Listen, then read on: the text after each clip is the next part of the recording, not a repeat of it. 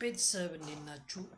እንደተለመደው የዛሬው ረገጣ እናንተ ቆዳችሁ ልክ እንደ እንትን ተወጥሮ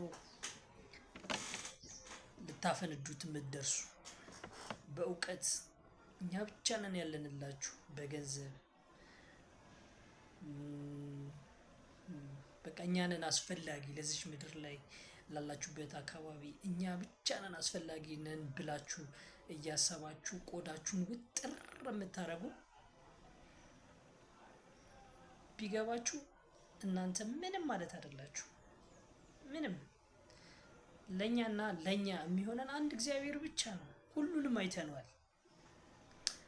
በገንዘባቸው የተመኩ አፈር ሲገቡ ወይ በብራቸው ምንም ነገር መግዛት ሳይችሉ ሲቀሩ እውቀት አለን ብለው በእውቀታቸው ራሳቸው ማዳን ሳይችሉ የቀሩ በጣም ብዙ ነገሮችን አይተናል። ስለዚህ የሰው ልጅ ብዙ በተማረ ቁጥር ሀምብል ነው የሚሆነው።